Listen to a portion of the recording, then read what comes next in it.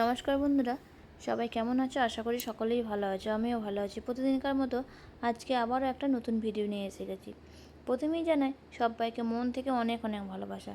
আজকের দিনটা সবার খুব ভালো কাটুক, খুব আনন্দ কাটুক। এখন বাজে সকাল 10:30টার মতো। আমার স্নান করে পুজোটা এখনও হয়নি, এবার পুজোটা করে নেবো। রান্নাবান্না হয়ে গেছে। এদিকে মেয়ে চলে গেছে স্কুলে, তোমার দাদা ভাই চলে গেছে কাজে। সকাল সকাল যেহেতু রান্নাটা করে নিতে হয়, তাই পুজোটা করতে একটু দেরি হয়ে যায়। তাই আজকে 10:30টার মতো বেজে গেছে। আজকে আর বৃষ্টিটা হয়নি, হালকা মেঘ করে আছে, বৃষ্টিটা হলেও হতে পারে। তাই সময় সময় কিছু জামা কাপড় ছিল কালকেকার, সেগুলো কেচে ছাদে দিয়ে আসলাম। কারণ বলা যায় না কখন হয়তো বৃষ্টি চলে আসতে পারে। পুজো করতে করতে জামা কাপড়গুলো শুকিয়ে যাবে, তাই আগে কেচে ছাদে দিয়ে আসলাম। এবার আমি পুজোটা করে নেব।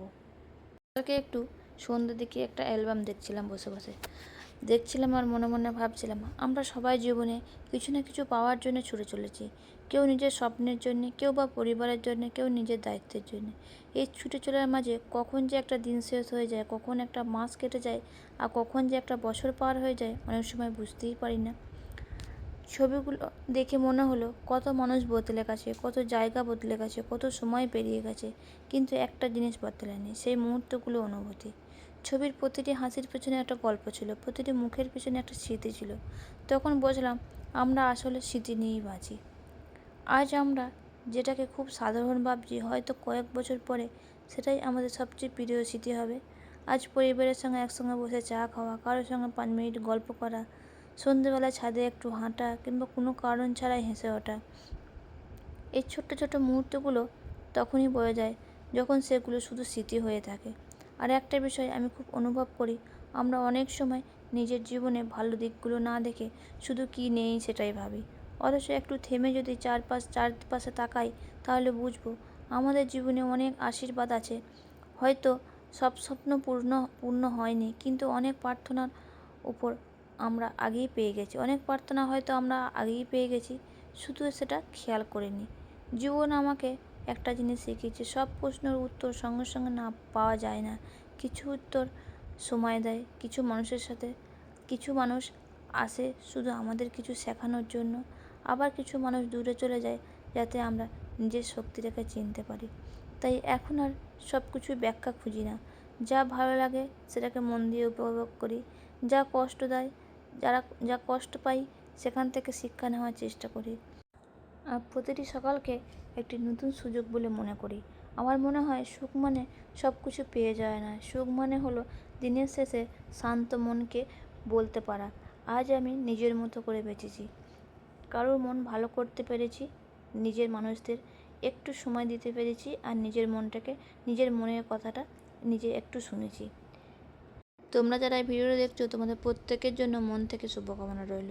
জীবনের ব্যস্ততা থাকুক, কাজ থাকুক, স্বপ্ন থাকুক, কিন্তু তার মাঝেও যেন নিজের জন্য একটু সময় থাকে।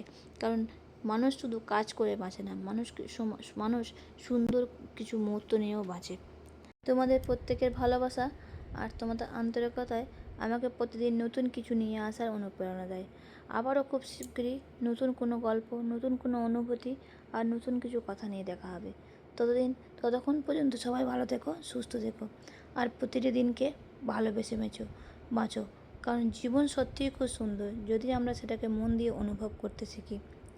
তো বন্ধুরা, তোমাদের সাথে গল্প করতে করতে দেখো আমার পুজো হয়ে গেছে। আবার রান্নাটা তো বলেছিলাম আগেই হয়ে গেছে।